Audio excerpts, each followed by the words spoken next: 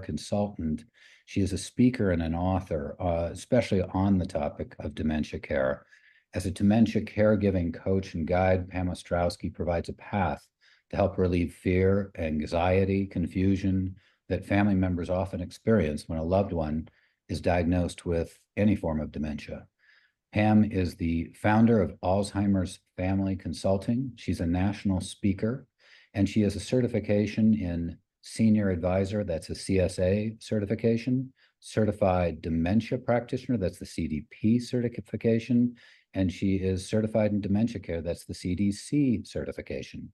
Pam is also the author of the highly rated Alzheimer's guidebook, It's Not That Simple, Helping Families Navigate the Alzheimer's Journey, which is based on Pam's 14-year dementia and Alzheimer's journey with her own parents.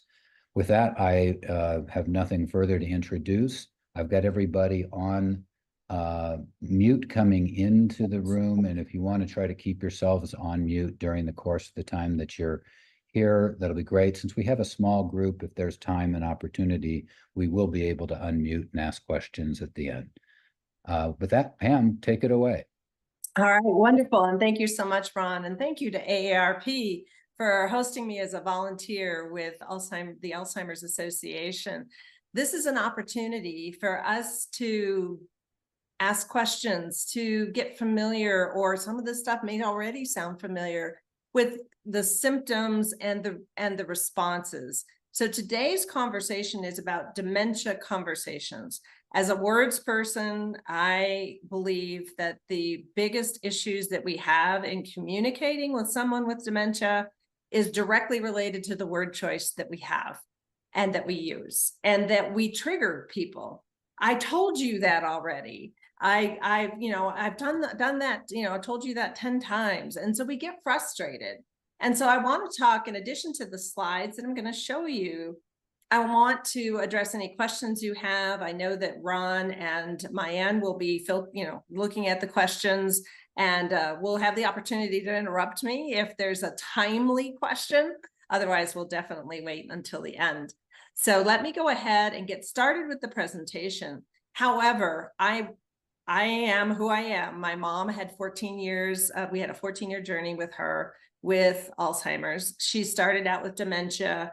And then 6 years in is when we actually got the Alzheimer's diagnosis. And she lived another 8 years. However, her journey and everyone's journey is very unique. So just because I share a story with you about my mom, that doesn't mean that's going to happen with your loved one.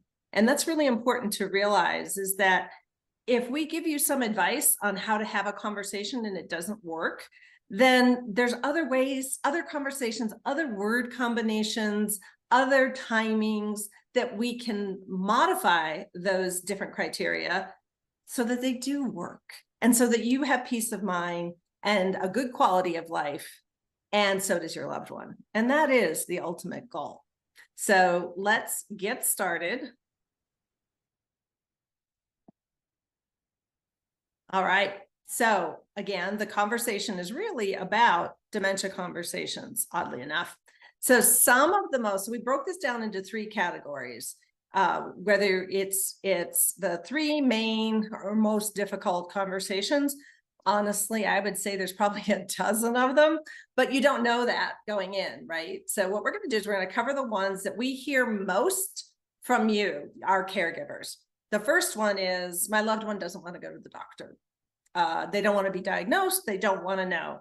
And honestly, if you think about it, would you want to know? So sometimes we're afraid. All of this comes from fear, by the way.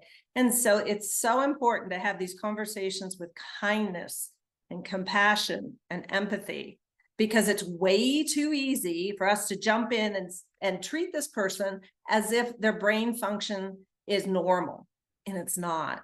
And so we're like, why, you didn't used to be like this.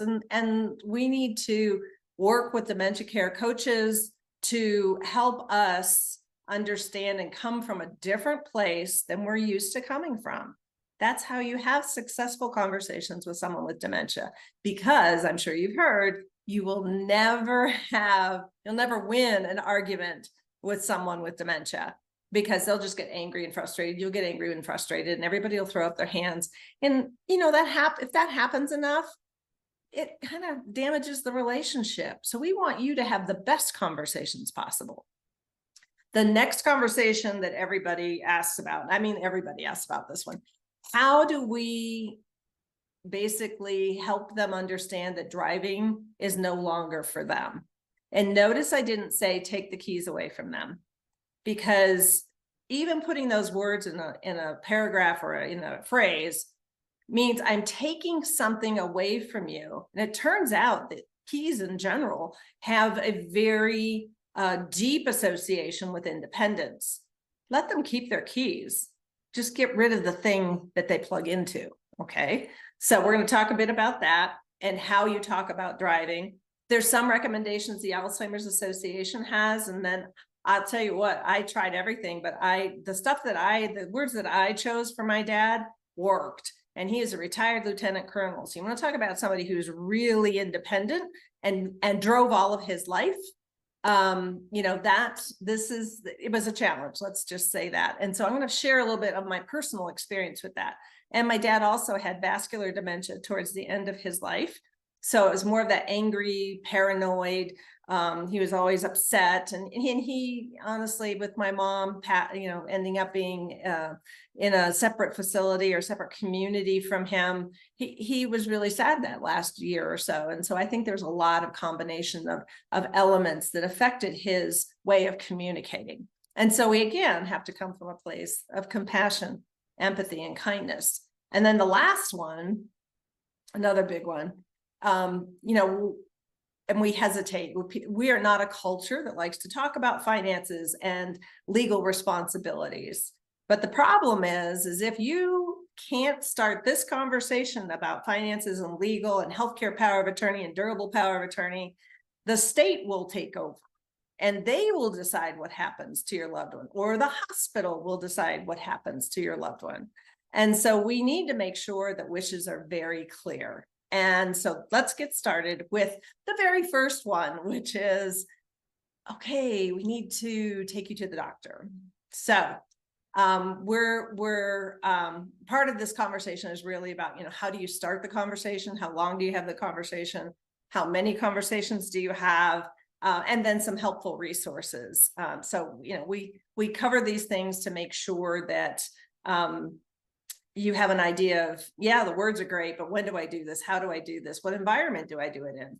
So we want to make sure that you have those tools in place as well.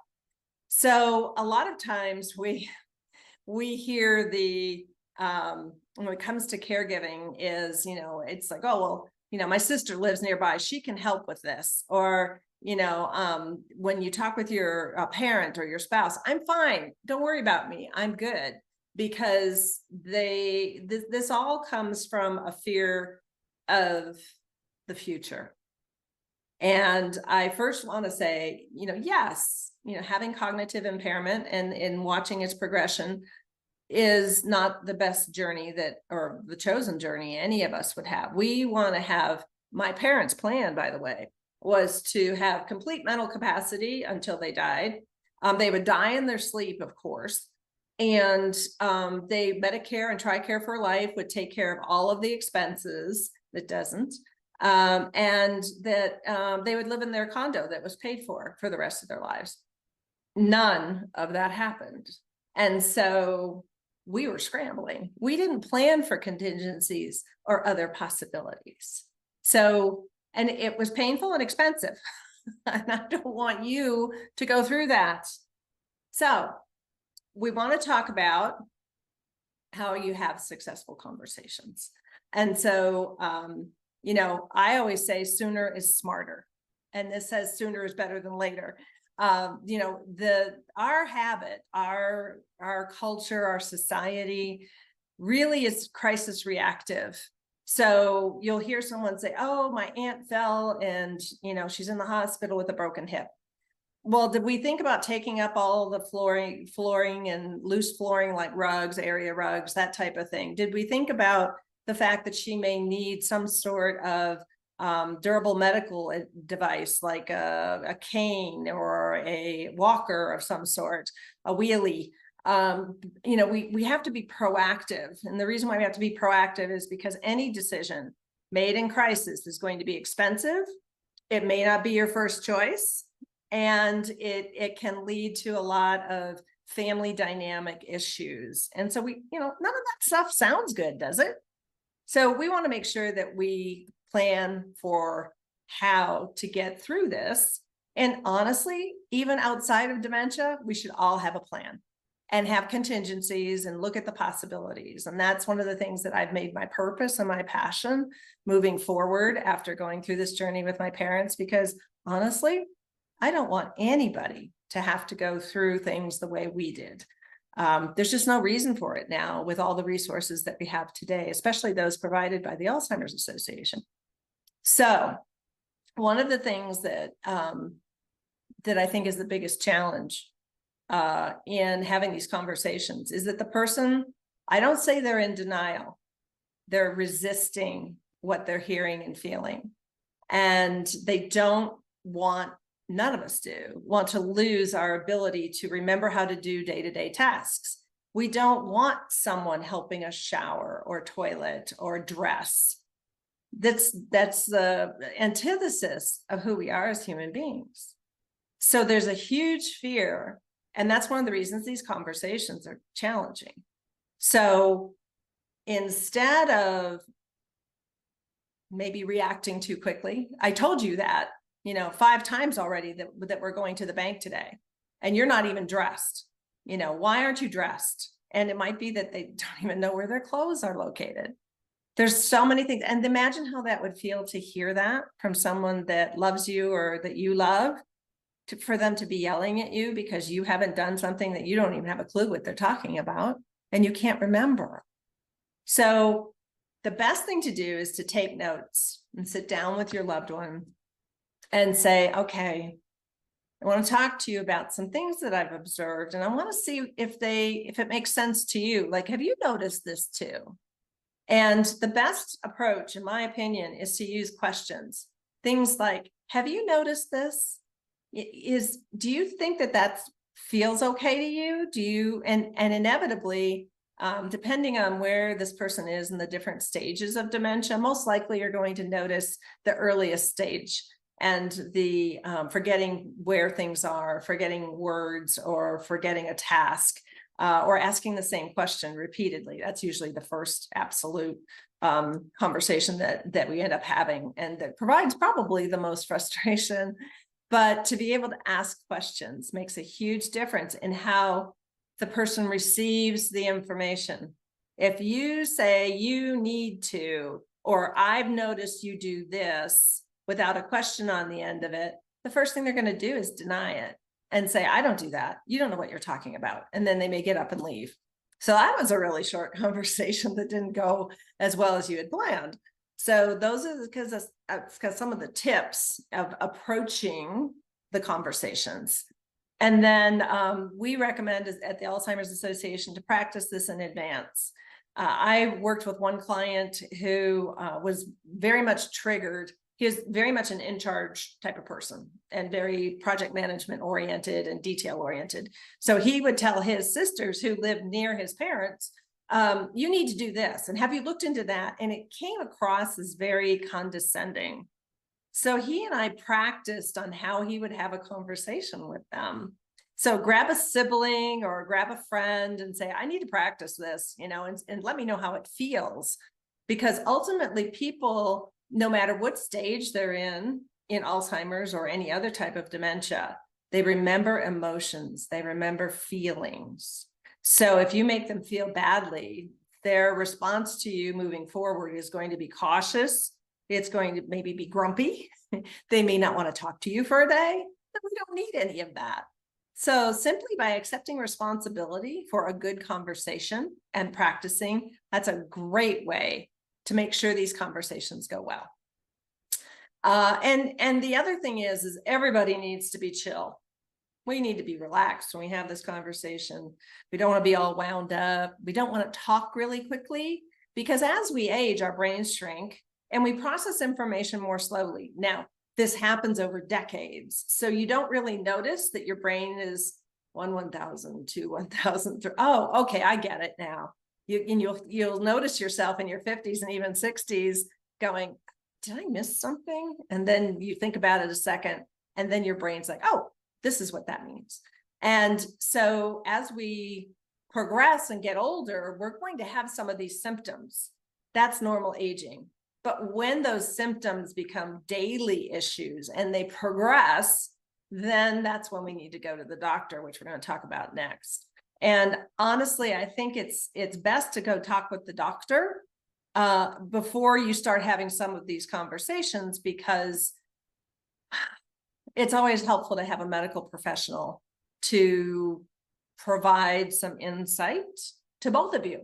This is a learning experience when you go to the doctor. However, if you can't get to the doctor because your loved one doesn't want to go, the good news is you don't have to physically necessarily leave your home anymore. Thank you, COVID. We now have telehealth where you could get on a Zoom call like this and have a conversation. The other thing you can do is you can both. There's no reason why an adult son or daughter or a spouse can't sit down and take the mini memory state exam or the Montreal Cognitive Assessment. Both of those are available online. And there's other sites like Brain HQ, and the Alzheimer's Association has some resources too for kind of testing to see, what do you remember? What don't you remember? And be able to kind of capture that and say, okay, we need to probably talk to the doctor about if there's anything we can do, because in reality, there's at least seven different things that can create dementia-like symptoms. And so going to the doctor is, hey, this is a discovery visit.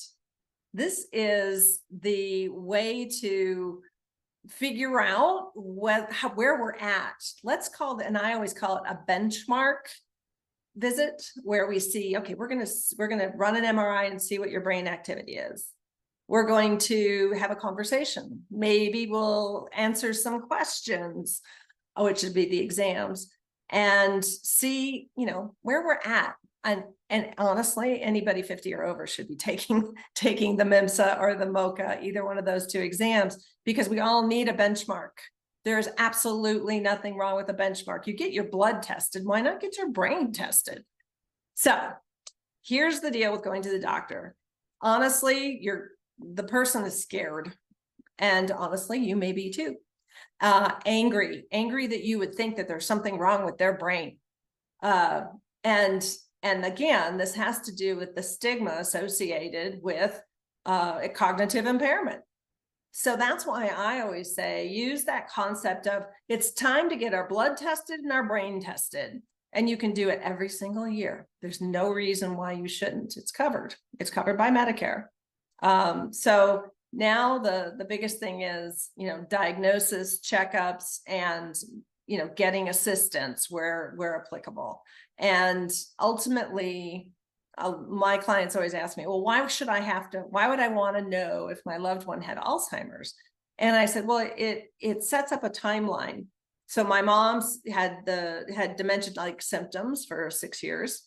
And once she got to a point where she couldn't follow instructions, we knew we were in trouble, my dad and I. And so I had to have the conversation about moving to a senior living community. That's not even on this list. So, and that's a whole other topic. But being able to go to the doctor and it was emotionally challenging. I will say that to you, because watching someone you love struggle when you love them so much and you don't want them to struggle can be difficult.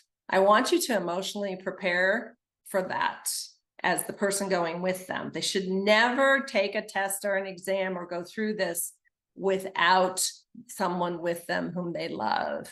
So they should never be in a doctor's appointment by themselves, because you just don't know what they're going to say. And it may represent the truth or it may not. And we tend to lean towards the may not.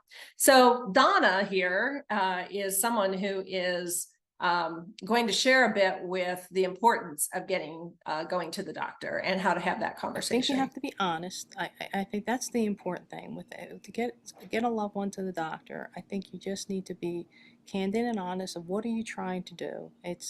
We're trying to understand what we're up against. It's just so important to do that, because you can't battle something that you don't know what you're battling. Again, it may not have been Alzheimer's, it could have been depression, it could have been so many other things. And guess what? There's other things you can do to take care of those issues as well. But that's what you need to be able to do. You can't ignore something. It's not going to go away. So to that point, we don't know what the problem is.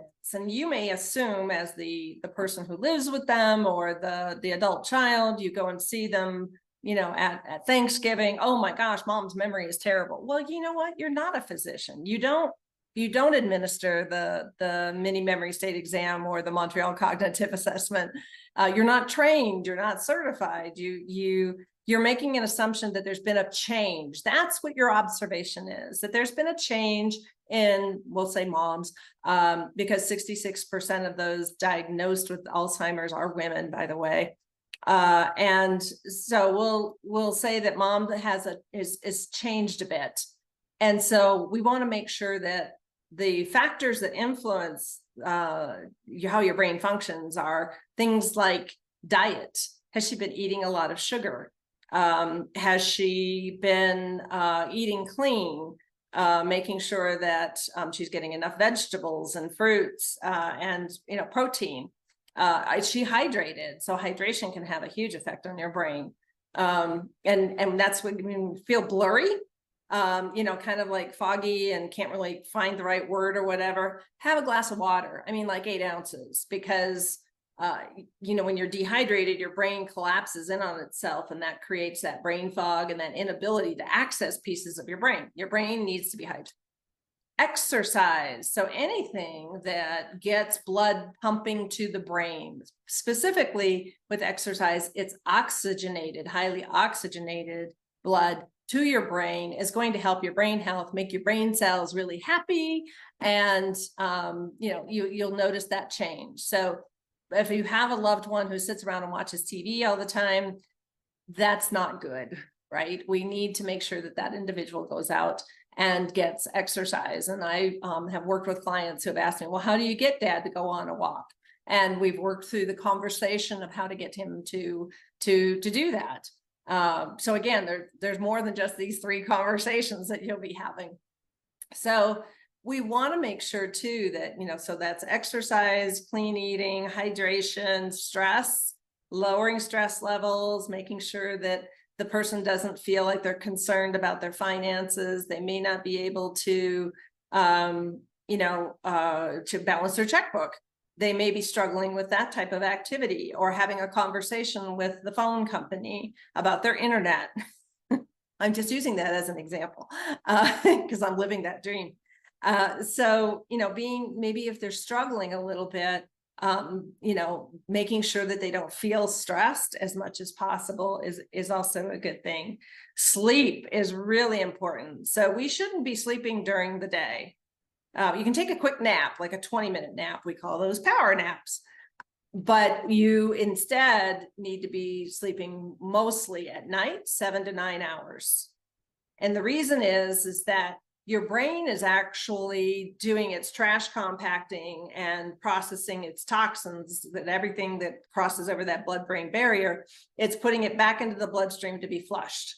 So if you don't sleep enough, guess what? You get to keep some of the toxins in your brain. So sleeping is really important. If you're having trouble sleeping, if your loved one's having trouble sleeping, that's a big reason why they might be having or showing dementia symptoms.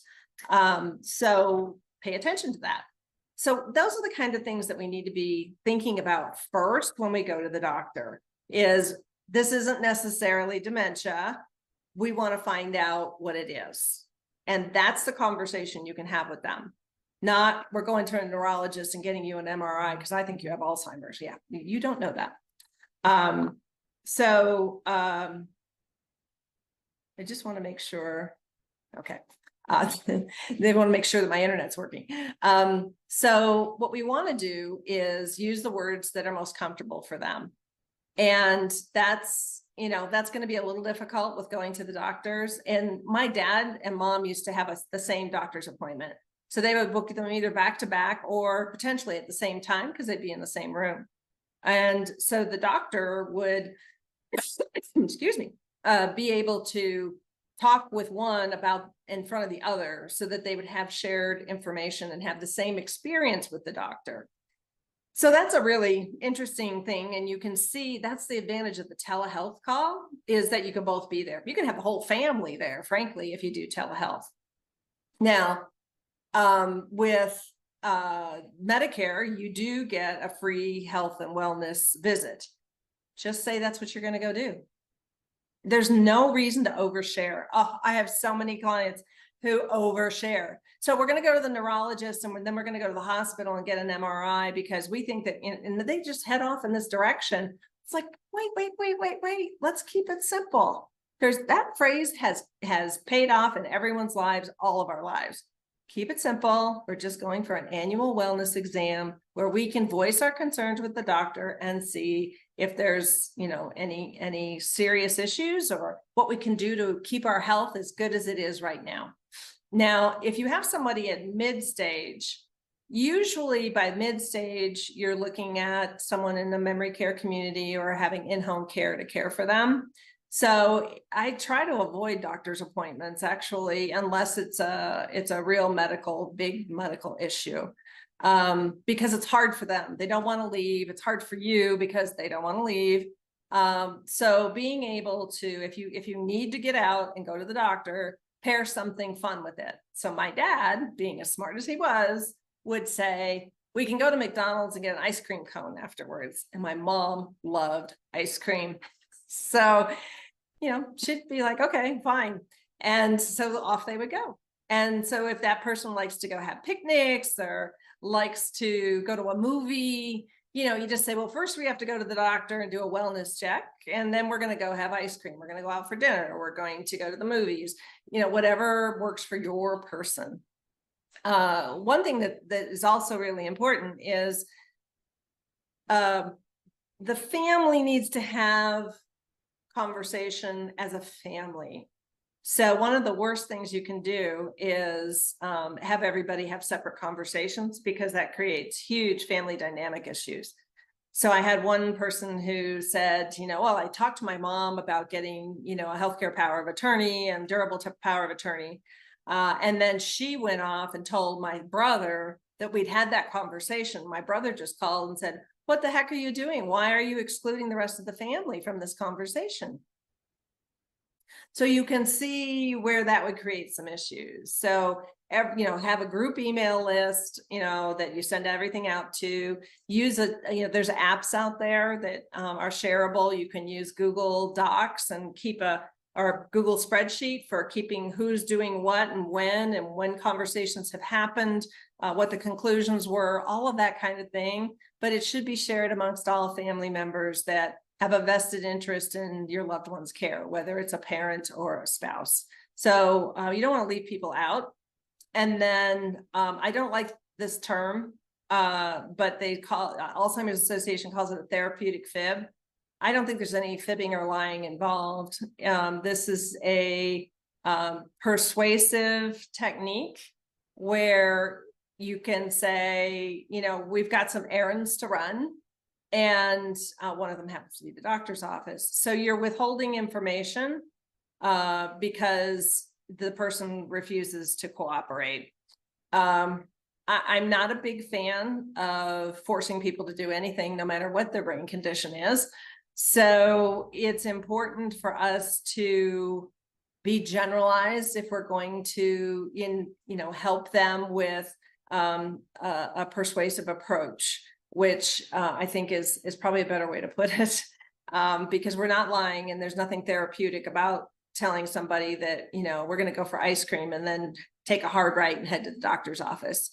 You lose credibility that way too, especially early stages, because the individual isn't in a situation at this point where they don't remember what you've said. So you can get yourself into a lot of trouble is my whole point. So I'd avoid that strategy if possible, but sometimes when it's serious, we need to find creative ways to persuade someone to do something that they're hesitating to do. And usually there's a reason. So you can, depending on the stage they're at, you can have that conversation with them.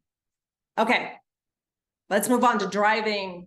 So if you guys want to put in the chat, you know, how many of you have had the driving conversation or are about to have the driving conversation? So one of the things that you, as the loved one, as the person who's caring for this individual or cares about this individual, is looking at their car. So I looked at my dad's. I said, Dad, I'm going to take your car and go to the drugstore and get your medication. And he said, okay, here's the keys. And so I did a walk around the car, and I'm like, wow, first of all, the tires were almost bald. Secondly, the car kind of hiccuped trying to get it started. So that means it needed a new battery. So maintenance wasn't being done on the vehicle. And then there was this nasty scratch on the bumper.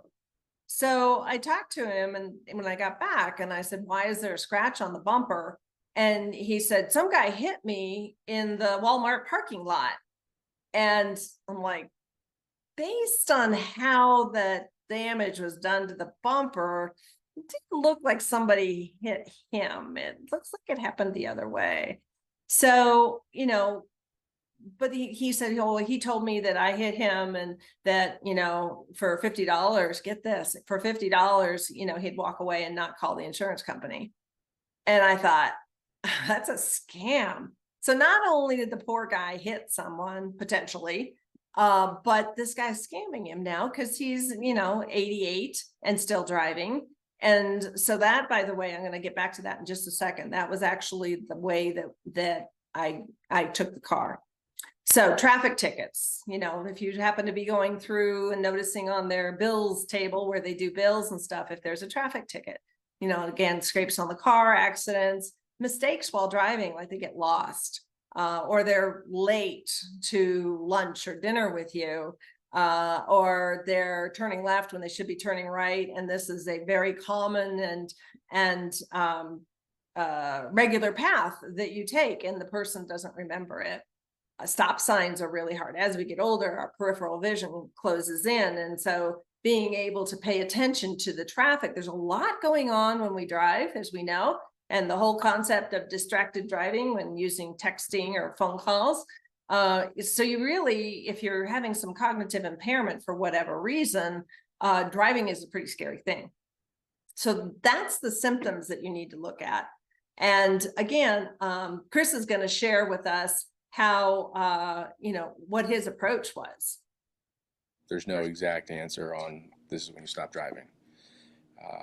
You could tell when coming up to an intersection, as an example, the ability to understand what's going on around you was starting to deteriorate a little bit. Being on the highway with cars on both sides becomes a little bit more difficult. And first and foremost, the safety of everybody in the car, as well as other drivers on the road. You think about that, and you want to make sure you're not putting anybody in danger. But then the difficult part is telling your dad, who you love, and you know he loves driving, and he's used to it, that he can no longer do that. But then even then, taking the keys away full time was very difficult. The doctor was very helpful in just saying, you know, medically, you can't do this anymore. But my mother had the hardest time with this because she knew how much this was going to hurt him as well. And this is one of the first things that we had to deal with as a family when it came to telling my dad that he had to stop doing something because of this disease. That meant a lot to him. So I think both men and women are used to their independence and going where they want, when they want. And what happened with my dad is that he was in a grocery store parking lot, and he had vascular dementia, and he had heart issues, congestive. He had moderate congestive heart failure at the time. It moved into severe the last couple of years of his life, and then his brain function really started to suffer. And he fell asleep. He would have problems staying awake during the day because, you know, his heart wasn't pumping properly and he wasn't getting enough oxygen. And when you don't get enough oxygen, you get sleepy. So he fell asleep in the parking lot for hours. And so I got a phone call from the community because he was still in assisted living. He was qualified as assisted living. And so he was allowed to come and go as he pleased. And they said, you know, he checked out 2 hours ago and he usually doesn't go anywhere for 2 hours. Can you come over? I'm going to call the sheriff's posse that they have that in Surprise, Arizona. And we're going to make sure that we're going to go look for him. So, of course, my heart's in my throat because I'm like, you know, what's happened to him? Because this is not characteristic of who he is. And so then apparently the story goes, he woke up and he drove back to the community, but he pulled into the receiving dock driveway instead of the carport parkway, the driveway. So he was in the wrong spot. So his car was still missing, right? And he wasn't really visible. And so the caregivers went out and searched the property, and an ex-Navy guy saw the car and saw him, and he'd gone back to sleep. And this is heartbreaking. And so he came up to kind of like rock the car a little bit to try to wake him up so he wouldn't scare him, you know, knock on the window or something. And he's like, Colonel, so form of respect, Colonel, you know, we're having some problems with the driveway. We'd like you to move around and park the car over there. He did not say, what are you doing here? He did not say, you're in the wrong spot. He took on the responsibility and saying, we need some space here and we'd like it. Would you be okay with moving the car around to the carport side? And my dad's like, oh, sure, I can do that. And he did. And then I sat down with him, and I like the way we've put this, when to stop driving, because it's not about taking away the keys, as I mentioned earlier. It's about no longer being on the road. And so rather than trying to focus on what you're losing, I told Dad, look, you know, you fell asleep in the grocery store parking lot. What if somebody had broken in, pulled you out of that car and taken your car? His car was his comfort zone. He drove all of his life for his career. And so it was really difficult. And I said, it wasn't, you know, a lot of people say, oh, you could hurt somebody, you know, but that's other people's safety. And I have to say, psychologically, we, especially people with cognitive impairment, can't really relate to other people very well. So if you say, well, you know, what if there was a kid crossing the street and you didn't put it on the brakes? That's like, yeah, that's never going to happen. You know, what if you hit somebody, you know, you're going too fast and you can't apply the brake fast enough? And my dad would say, I have driven over 1 million miles in my lifetime. That has never happened. So, you know, he's poking holes in that logic.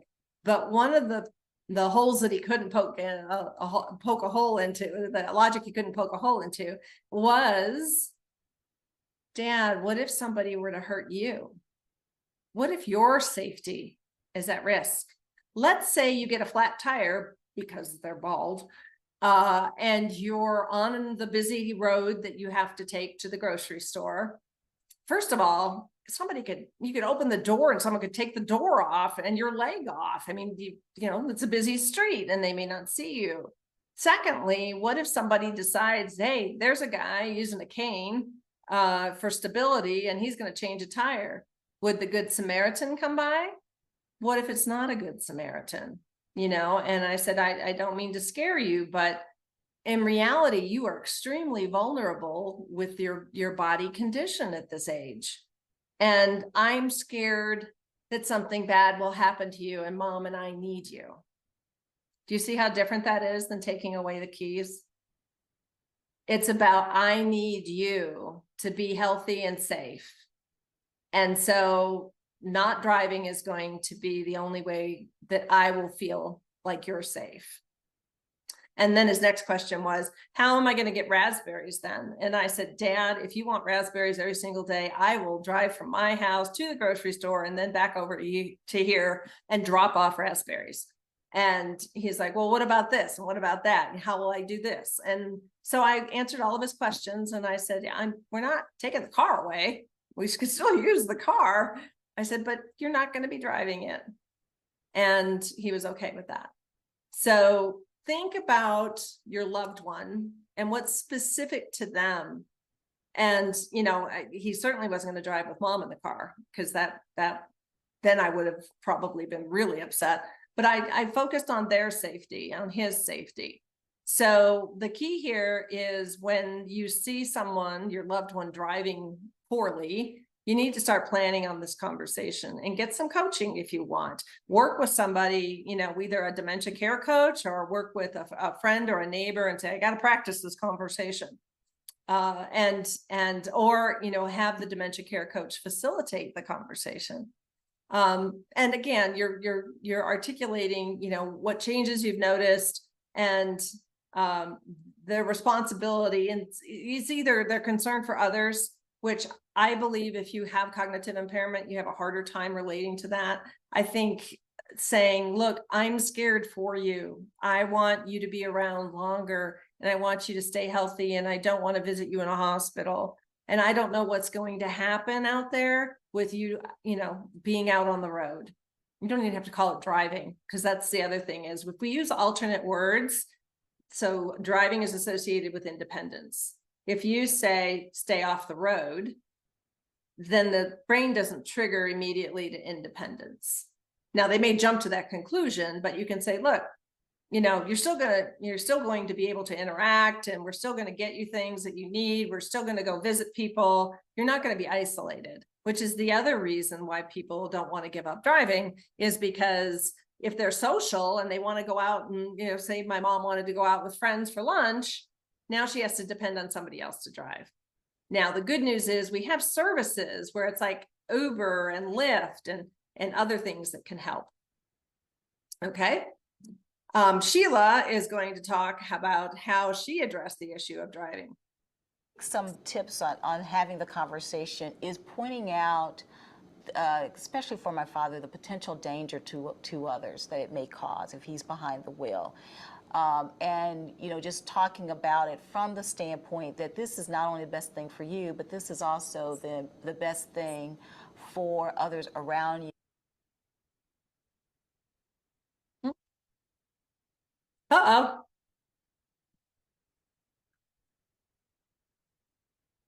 And these are some of the alternatives, making sure that, you know, this is what's going to happen, having a plan.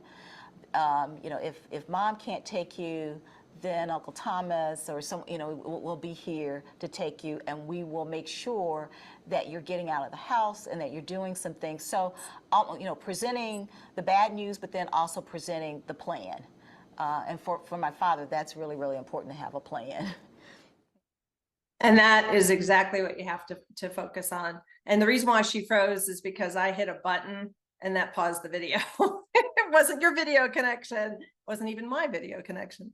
So here are some tips to help with the conversation. Again, you're talking about the plan and providing alternate transportation, because that is also part of the independence factor.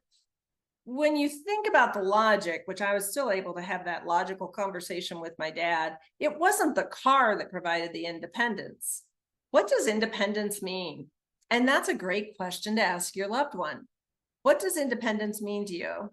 Well, it means that I can do whatever I want, whenever I want. Okay, well, we're just finding a different way to do that. It doesn't involve driving a car. And honestly, people in New York City do it all the time. Anybody in a big city, most of them don't have cars. So let's just pretend we're in New York City. And lastly, you can ask, if you really have a struggle, you can ask the doctor. So this is the way you would do this, is you call the doctor and say, look, we're coming in. I need your help in talking about no longer being on the road, no longer driving the car. And the doctors are starting to get used to this conversation. So they can help you with that, right? So it's really, it has to come from a place of professional. Sometimes they have to hear it from a professional, from a doctor. And also feel like people empathize with the situation that they're in, because a lot of it comes from fear. Now Wendy's going to talk about empathy in this conversation. Talking to somebody about stopping driving, I think it's most important to understand that that is tied to someone's independence more than most things. And so by saying you can't do this anymore is like telling the person, it's like ripping away their independence. And that doesn't feel good for anybody. I know that I've always tried to put myself in that situation. What would I think if someone was saying this to me? You don't get to do this anymore. And how would I feel? And how would I want somebody to talk to me about this? And so if you try to I think sometimes too many people try to approach it as, very punitive. And I'm doing what's right for you. So why don't you understand, without really turning the tables and putting themselves in that position, understanding, how helpless that feels to take those things away. It's important to be thoughtful about what that experience is like for the individual. Yes. And so ultimately, it's about defining what independence means, because as soon as you start talking about the car, please never say we're going to take away the keys. You're taking away the car. They can keep the keys. And as people progress in Alzheimer's in particular, by mid-stage, like my dad kept his wallet until he passed away, 93 and a half years old. He had a wallet in his back pocket and there wasn't anything in it, really, just a few things. But it was the comfort of, all of his life he had a wallet. Why would you take that away from him? And so helping, having keys is fine, as long as you don't have the thing that they plug into. So the other thing is understanding their definition of independence. Again, ask them, well, what does independence mean? And maybe go around the table. Don't make it like 5 family members against your loved one. All right. That's piling on. But instead, whether it's at Thanksgiving, although there's usually some dynamics there just because it's Thanksgiving. But if you were, having a family call, I know a friend of mine who does a family call once a month, and, everybody goes around and weighs in and, does their thing. And one of the things would be, well, what's your definition of independence? Like living independently, what does that look like? And everybody gets to voice. And you know what? It's a great conversation. And then, what would be in your life? What would be important? And usually you're going to hear that independence is about being able to do what you want when you want to do it.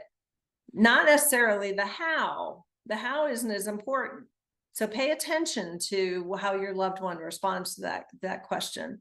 And then, obviously, having a plan and figuring out, how this is all going to work. And if you have siblings who can help out, that's a great conversation to have with them as well. And as well as if both parents are alive, whether you're like my mom, even though she later ended up with Alzheimer's, my mom didn't like driving. So she was not plan B if dad didn't drive. So that's something else to think about, is asking who wants to do this, who wants to, how do we share this responsibility? So usually, just a heads up, it can fall to friends, neighbors, or family members. All right. Please incorporate friends and neighbors into your support plan, because they're the ones who see your loved ones the most. And they can help out, and they want to be supportive of someone they care about. So let them do that. Don't keep it all in. All right, let's see what we have to say. So Chris is going to weigh in on the legal and financial conversations. These are particularly sensitive because we as a society don't talk about money. Cultures don't talk about money. It doesn't even have to be in America, like in Latin American countries, as well as in Eastern European countries. That's none of the kids' business. Well, here's the catch. Something bad happens, or something happens at all, you at least need to know where the documents are. You don't necessarily need to know what's in them. And we're not talking about a will where you're naming people and what they get.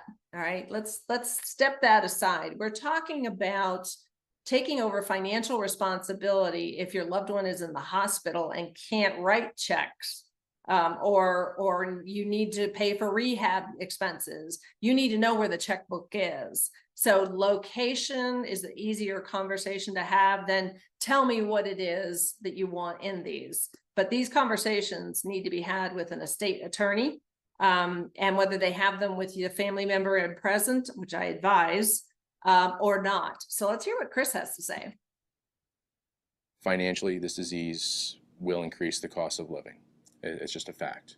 So planning for those extra costs is that much more important than what you were planning for before. And so you have to review everything that's in place, see what changes need to be made, both legally and financially, and you have to monitor that going forward afterwards too.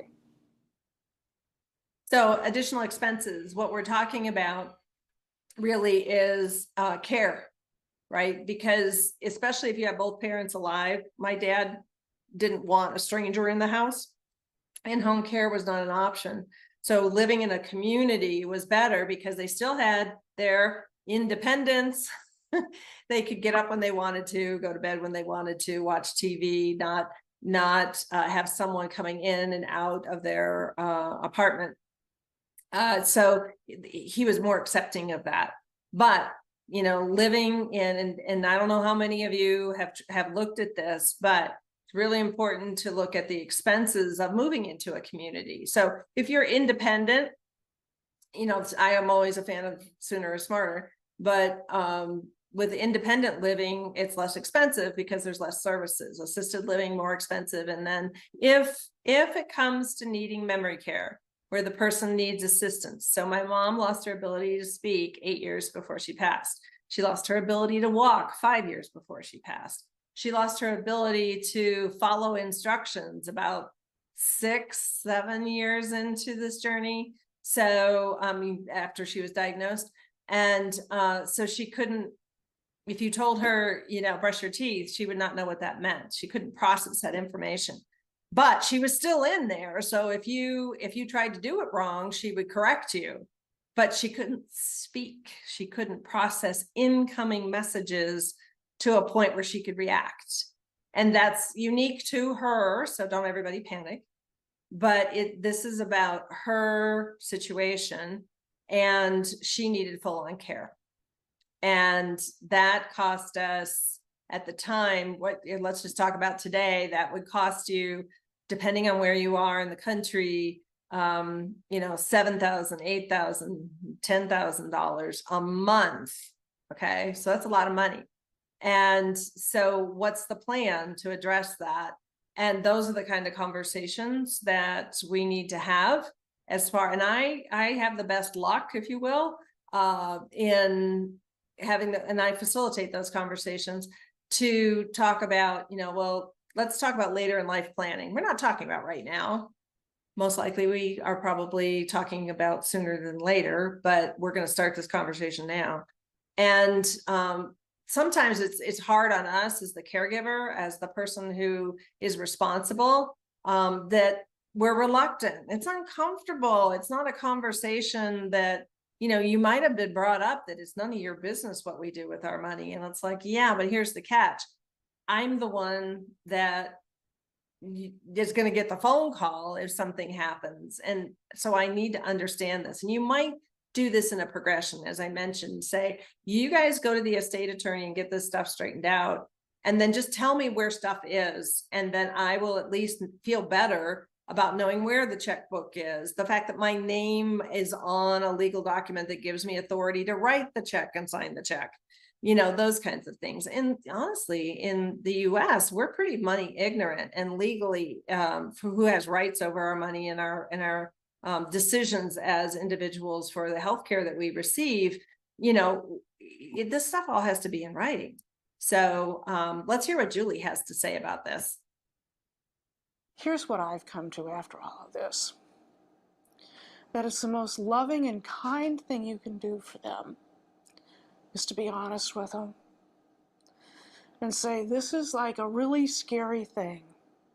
And I feel a lot of discomfort bringing this up to you, but you know, I tell them, if you're going to be the one who's going to take them on this journey, then you have to tell them, I'm going to be here on this journey with you. And there are things that we have to do to get this in place. We're going to go on this journey together. I've told you I'm going to be here with you till the end. So let's get this ready. It's like we're going to go on an ocean ship. We've got to get things packed up. We've got to figure out what we're taking with us. We got to get ready. And the things that we have to get ready, we have to make sure that we know which doctors you're going to be using. I need to get this signed, okay? So that if you go in there and they have to do surgery, for example, I got to have this durable power of attorney for health care for you. I have to have this worked out, okay? Now, if for some reason, okay, you need to go to rehab after something, I have to have these documents here, the financial stuff, so I can get these things taken care of for you while this is going on. I don't want to have anything get in the way of us being able to progress and keep doing this. I said, it seems hard because it's hard in our heads. You know, everybody's heard, read about people who've stolen from elderly people, who've done these horrible things. But if you're the person who's approaching this with loving kindness and compassion, and you're willing to take this person on this journey, you're not doing a bad thing. You're doing the right thing by talking to them about it. And you approach it from the standpoint of, I'm here for you. I'm doing this for you. We're going to do this together. And I'm going to help you through this. And these are the tools that I need to make sure that we can do this. And that's a really good point, is that it's a matter of, you can take this journey alone, which I don't want you to do. I'm not comfortable with that. I want to be part of this. I love you. Those are the words that people tend to forget to say in these conversations, which is a little bit heartbreaking, is that because they're serious, we forget to say, look, I love you more than anything. And I need to talk to you about some things that are concerning me. Make it about you, not about them. And they're concerning me and what I'm worried about and what keeps me up at night. Would you be okay with having that conversation? Get their buy-in. And then you're going to say, okay, so I was reading in the AARP magazine that did you know that if I'm not on your banking accounts, that I can't write a check unless I have this document called a durable power of attorney or financial power of attorney, and find out whether they even knew that. Don't assume. And then they can say, well, no, I didn't know that. What is it? And then you can go online and get a template and show it to them and say, basically, it just says that you're appointing me with authority if needed, not by default. I can't go in there and do just whatever I want while you're still healthy and walking around. It's only if you can't do it do I step in. And otherwise, all of your finances, all the money you've saved will be locked away and no one will have access to it to help you. That's not a good thing. So basically, what he just brought up is that you want to show that you're in this together, that you're building that plan together. And honestly, I tell some people, depending on how, like my family was very comfortable talking about money and planning. When I was 16 years old, I was going to the military base with my parents to hear TRICARE for Life presentations. Boy, that was boring. Especially for a 16-year-old, but it was interesting in that, you know, my parents they knew I was the youngest. The responsibility was most likely going to fall to me. It did. And so they wanted to get me educated sooner. And I'm like, Dad, just put this in a file cabinet. I'll find it. I don't need to be here, but they wanted me there. So this comes down to, you know, maybe printing off an example of a financial power of attorney and a durable power of attorney. Healthcare power of attorney, sorry. And with the healthcare power of attorney, what that typically says is if I'm incapacitated, only then, if I am incapacitated, can this individual make healthcare decisions for me? So that could be like here's a great example. My mom was going in for her first colonoscopy at 83. And they found cancer. So here we are in the hospital trying to figure out, she'd already started to show signs of dementia. She's about 6 years in, and it started around 77. And the doctor's like, well, we already knocked her out, so we should probably do the surgery now. And the first thing the administration desk said is, where's the healthcare power of attorney? And I'm like, it's back at home. We didn't think we were going to need it. And she's like, you need to go get it. So I went back, got the healthcare power of attorney, because dad was first, and spouses usually, have the first authoritative role. However, some hospitals will say it's not in writing, we're not doing it. And so we presented that. I was secondary, so I had access to the information. If my name weren't on the healthcare power of attorney, I always say put 2 names on there. First person may be incapacitated, may be unwilling, maybe in a different country, who knows? But you should have a secondary. They call it a backup plan for a reason. You need to have primary and secondary names on there. And this way, we were both able to have a conversation with the doctor about next steps and proceed forward with the surgery. So being able to start having conversations, and please feel free to use my examples. Listen to stories from your friends and say, so-and-so was just telling me about X, Y, and Z that happened to his aunt or parent. And I don't want that. I don't want to be in that situation. Do you?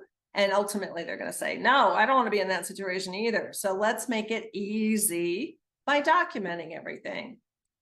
These are plans that are, important across all states. So it's something that everyone should have by age 50 anyway. So if these aren't in place, and there's only like 35% of Americans have these documents in place. Now, again, we're not talking about wills and trusts. We're talking about who's going to help you out when you can't help yourself. Kind of a big deal, guys, kind of a big deal. So I've had both of those documents since I was 26. So it's never too young. Again, my favorite phrase, sooner is smarter. And the big thing about all these conversations, I think this should be the overarching umbrella advice, is don't do this all at once. It's exhausting, or can be exhausting. Start dropping hints, start talking about one thing. Don't confuse them with durable financial power of attorney and healthcare power of attorney. Within healthcare power of attorney, usually most states attach an advanced directive. And the advanced directive is where you articulate in writing by initialing what you want to have happen. Like, so my parents were asked, well, how long would you want to be kept alive if you were needing a respirator or you were in a coma? And, my mom, who had dementia at the time, turned to my dad and said, what do you think? How long did you put down?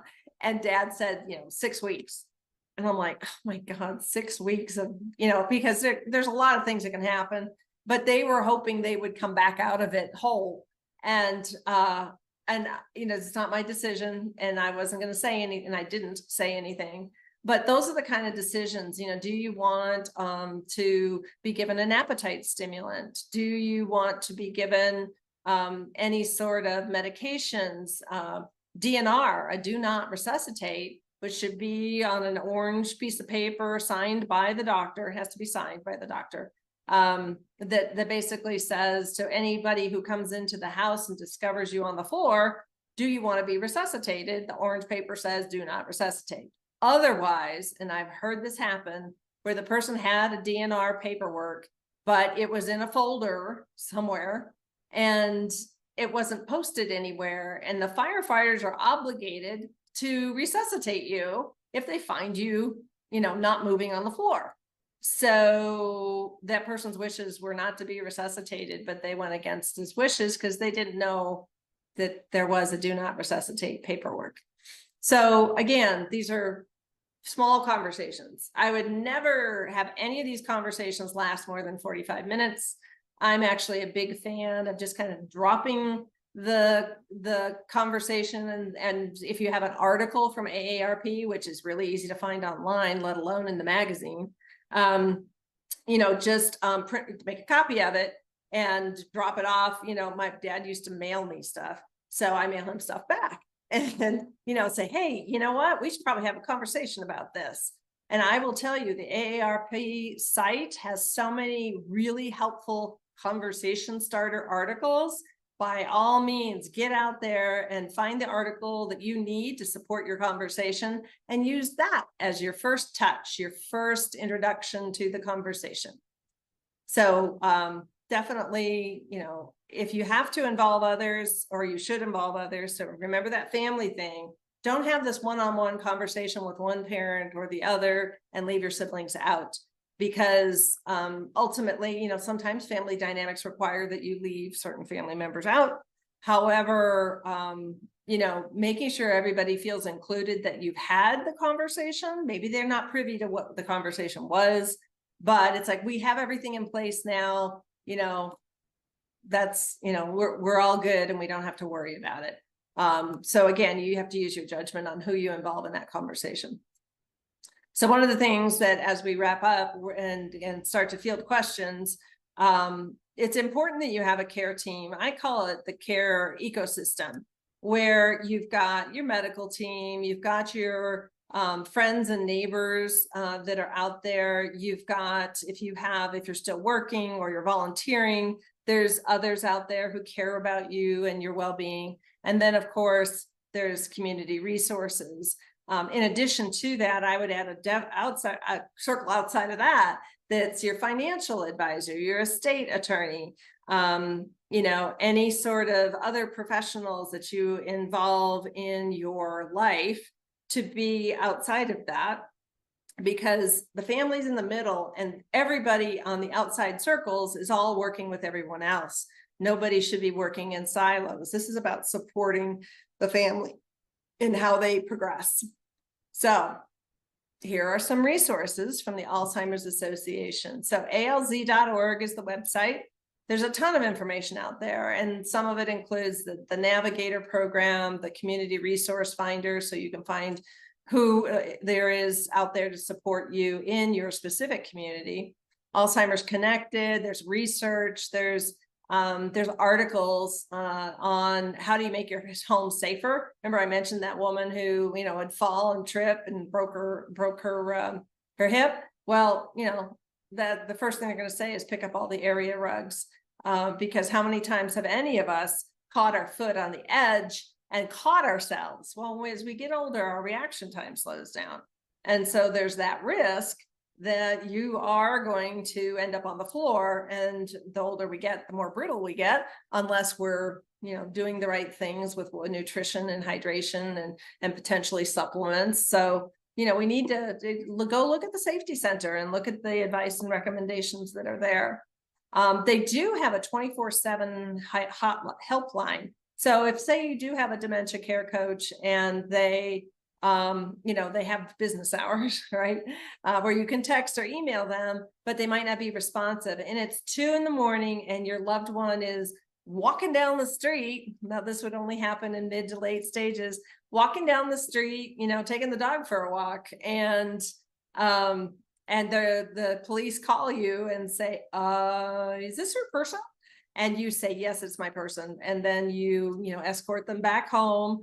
But that's a good time to call that helpline, 1-800-272-3900, really easy to remember, and call and say, oh my gosh, I have no idea what to do to make sure this doesn't happen again.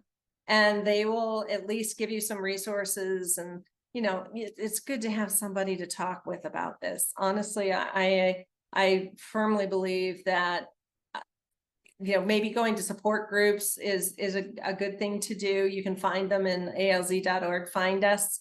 And if that's your thing, that's great. It wasn't my thing. I'm more of a one-on-one type person. So, you know, find someone that, not a friend, not a neighbor, because you will wear out those relationships. Remember what I said, that there's dementia signs. So there's years there. And then after diagnosis, the anticipated lifespan is 4 to 8 years.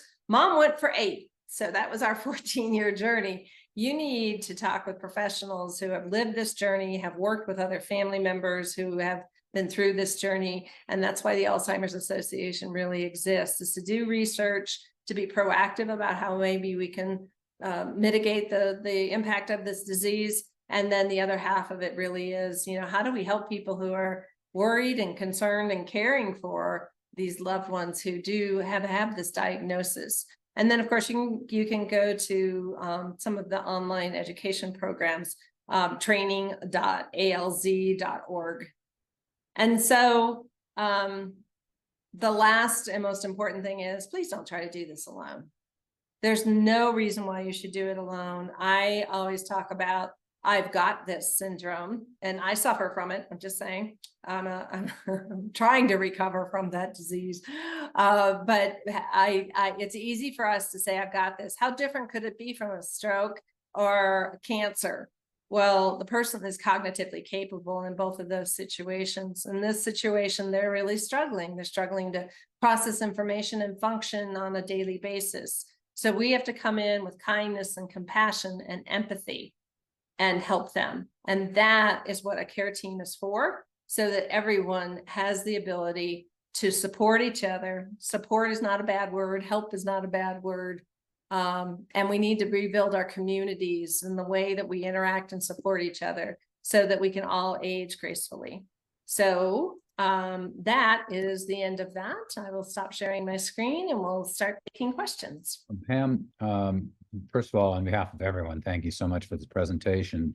My pleasure. Mayanne, if you can come off mute too, I think you've been kind of probably logging what questions there are. One that I'll ask while Mayanne's queuing them up is that Ronald Carl Dennis, not me, Ron, another Ron, very strong name, I might ask. Oh, absolutely. He had an interesting question because the focus of your presentation is on the loved one of someone diagnosed with Alzheimer's. And he's asking, what do you do when you're the patient? It's a great question. So where the best advice I can give when you're in that situation is to realize that the people around you are trying to help you and they're trying to do their best. But sometimes it's not going to sound like that. It's going to sound like they're trying to manipulate you or change the way that you want to live your life. I think the most important thing is, especially if you're in early stages or mild cognitive impairment, is to write all this stuff down. What is it you want? What is acceptable to you and what is not acceptable to you? And write that down and then share it with, and keep it available. Make copies of it. And send it to your family, or if you don't have family, like, I will probably be pretty much on my own. I have a close friend who's my primary for healthcare power of attorney and durable power of attorney. And she knows exactly what I do and I don't want, and she has known that for years. And there's no reason to not share that information. To ensure that everyone understands what's acceptable and not acceptable. That applies to how they speak to you. That applies to the conversations that what decisions you've made. So for instance, it's like, look, here's at this point, let's say you notice scratches on my car. I've been in one accident and I had a few near misses. That's when you need to tell me it's time for us to find a different way for you to get around town. We're going to, sell the car and put that money away for any additional care needs you have later, but it's time. And so you decide what the criteria are. You put them in writing now so that people can do what you want them to and to support you the way you want to be supported. Hopefully that answered Ron's question. Well, Ronald, be sure to let us know if you want to follow up to that. And people, if you want to, can come off mute. Mayanne, what's up next? One of our attendees this morning, her name is Della. She actually had to leave early, but she thought some of the things that she's experienced might help others. So she's kind of pinged in throughout your presentation, Pam. So I'm just going to take Della's, the three that she's put in. So she suggested a smile, eye contact, and happiness go a long way with your loved one. She said when she noticed her father-in-law in decline, who is a very intelligent person, She was sitting next to him when he was trying to figure out the tip amount at a restaurant. He was not able to figure it out and do simple math. She had to help him. And Della's last comment, she said she wanted to share that it was very difficult for her grandma to take a shower. She was scared and screamed in the shower, and she would tell caregivers that she'd already taken a shower when she had not. Hygiene was very difficult. So those are Della's, and then we'll give you a chance to, oh, she had one more, I apologize. She doesn't know exactly what the most form is, MOST, but a doctor told her to look it up online and put it on the fridge. So that's all of Della's comments. So I'll stop there. And she brings up some great points. Showering is a big deal. And I always like to say that with showering, first of all, they only need to shower twice a week. A lot of I had one husband who wanted his wife to take a shower every day, and he said she resists and she screams at me. And I said, okay, so obviously if you scream at something, it's scary to you. Okay, so let's admit why that's happening. I said, secondly, why are you making her take a shower every day? And I said, you know, first of all, the water spraying at you, especially, you know, if your person is mid-stage or later, you know, they're going to struggle with why that's happening. The mechanics of things and how they work, it's your brain is failing to understand this. So the easiest thing to do is to put a washcloth and some soap out and, you know, soap up the washcloth for them. And then, you know, if you need to, you know, do the show, don't tell. I'm a big fan of show, don't tell, because it's harder for them to audibly be able to process information. But if they can visually look at you and audibly you can instruct to say, we need to wash your armpits, mom, and she will mimic. That's one of the behaviors of Alzheimer's. So boy, we're getting a lot of questions here. Yes, it does, Lanny. My book does talk about the different types of dementia, but just so you guys know, there's over 100 different types. Yay, right? But the key one, 70% of people do have are diagnosed with Alzheimer's. Vascular dementia is number 2, and that's usually because someone has had high blood pressure for an extended period of time, like my dad did, high cholesterol, which my dad also had, and my mom had high cholesterol, and they weren't really exercisers prior to discovering they had those things, so they became exercisers, and I think that's one of the reasons they lived as long as they did.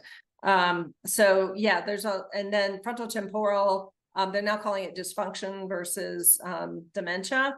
And that usually that's a kind of the brain injury type of dementia where it is a result of brain injury. And then there's several other types, but you can have mixed dementia. So you could have vascular dementia and Alzheimer's. So the key here is to look at the symptoms. What are the symptoms? And then how can you help the individual function despite the symptoms? We're trying to give them a better quality of life and give you a better quality of life. Because if you're constantly caring for them, you're not caring for yourself, and making sure that you regain your quality of life while helping this individual and supporting them, that's really important. We don't want to run your health into the ground in the process. So so the whole showering thing that addresses that particular situation. The tip, I know people that are 25 years old that can't calculate a tip. Because people are trying to do it the hard way. A lot of restaurants already calculate it for you these days, and they do that because most of us can't do math. So I wouldn't use that as a judgment necessarily. And one thing to share, you mentioned that she said intelligent. Intelligence has nothing to do with dementia. Being an instructor or being a college professor or being a rocket scientist does not preclude you from getting dementia. So it's not about intelligence. And my mom didn't lose her intelligence as a result of dementia. If anything, that has to be even more frustrating, is that she just couldn't respond. There's a veil where information comes in and the brain just can't process it. But she was still in there as a person, and her personality was still there. So we have to keep that in mind, that it has nothing to do with intelligence. I think in Della's context, she had brought that up to say it was a task that her father-in-law had formerly been able to do quite easily, and suddenly was one he was struggling with. Not Yeah, gotcha. not to say that because somebody's intelligent, they either would or wouldn't be more apt to be Well, I want to diagnosed. make sure that, yeah, exactly. Right. And that's good clarification. Thanks, Ron. Yeah. There's one, I'm sorry, Ron, go ahead. No, go ahead, Maya. I was just gonna say there was one other question from Lanny earlier, and it is, what are 3 brain health tests that can be done? And I think you might have addressed it in your presentation, or that information is also in your book. Both, but the 2 that are most popular, there's lots of tests out there, but these are the 2 that tend to be the 2 that a primary care physician would administer and a neurologist would administer, and that is the mini memory state exam. They call it the MMSE, MMSE. And that one is very task-based, and it's a great benchmark that's based on scores, and I go through that in my book, what scores mean what. But the whole purpose behind it is to see if you start off at one level and you drop over time, right? And how fast you're dropping. What are the things that you're struggling with? So to me, that type of exam is really helpful for seeing where the person's going to need the most support. This isn't about categorizing someone into early stage, mid stage, or late stage necessarily. It's really to say, how can I support them better based on where they're struggling with the mini memory state exam. The other one, which is different, so you can take both, in other words, is the Montreal Cognitive Assessment. So if everybody's writing that down, and it is abbreviated capital M, small o for Montreal, capital C, A. So it's called the MoCA test. Also, I've talked about that in my book. So those 2 exams, and then for a, honestly, I would not ever say that there's such a thing as a definitive diagnosis. I think a lot of the diagnoses are combinations of things. So you get your test exams, your scores for those. You get an MRI and they identify where activity in the brain is actually happening or not happening. Are there dark spots? Is there significant shrinkage? So an MRI is all part of that as well. Those are the 3 things that I would say help you understand where either you or your loved one are at cognitively. There's also brainwave tests and a couple of other things, but to me, if that's the short list, if you want the short list.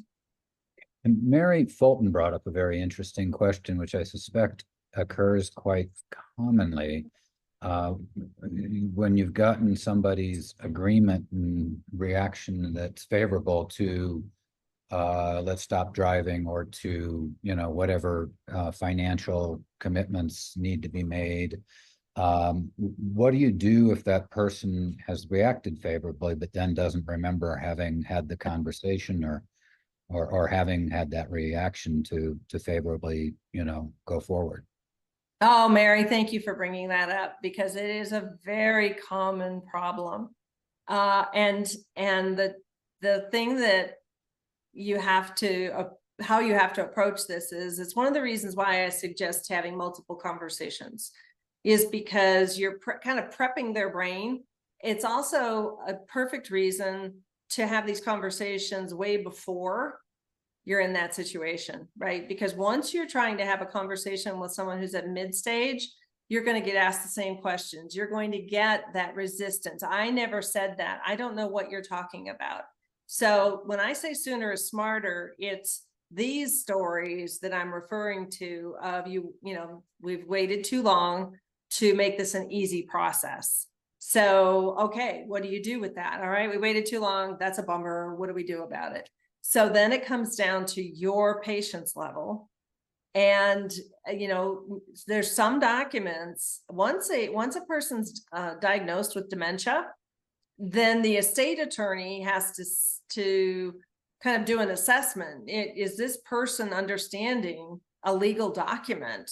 And there can come a point where that person's no longer allowed to sign a document. Another reason why sooner is smarter, because if you don't have these documents in place and your loved one can no longer process what they're signing, the estate attorney cannot validate their decisions. So if they said, you know, hey, this is what I want for my advance directive, this is how I want to be cared for in a hospital, this is who I want to have care for me, and they don't have a clue what you're talking about or can't remember it, then the estate attorney can't finish the documentation process. So it's really important to do this sooner than later. Sad to say, but that's the case. Thank you. I am not seeing any other questions. Mayanne, are you seeing something I'm missing? No, I think we've captured everything in the chat so far. So I don't see anything else. Great.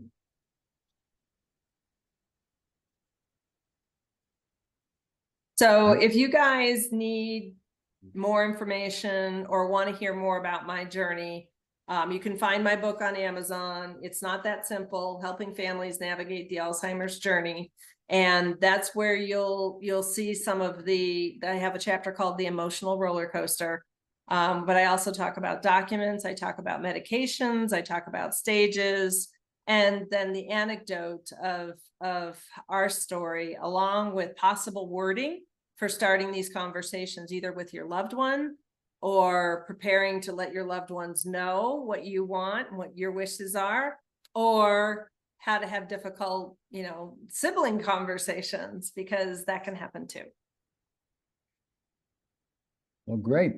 With no more questions and with this nice wrap up, Pam, thank you so much for your time and for making this presentation today. I think on behalf of everybody here, it's very helpful information and important, and more increasingly important as we are all aging and getting older. We're bound to be around and have loved ones who experience problems. Thank you. And thank you for the opportunity. Remember, alz.org, Alzheimer's Association, has a ton of information on their website. If you're a researcher or you're looking for a way to start a conversation, there's a lot of tools on that site. So thank you, AARP. And by the way, make sure that you read that AARP magazine that you received, because they've got, as I said, lots of great articles, and then their website has even more resources. So between those two, it's a good start. And then if you have individual questions, we have resources to help you too. Good. Well, and yes, Lanny. Lanny, yes, has been recorded, and it takes the recording has to get rendered and it gets located up somewhere in the cloud. And after the sessions, usually 24 to 48 hours after today, you'll get an email that will contain the link in addition to any other materials that are being sent along to you. And that, I think we can go ahead and shut this down. Thank you so much. All right. Thank you, Ron. Thank you, Mayanne. Thank you, everyone, for attending.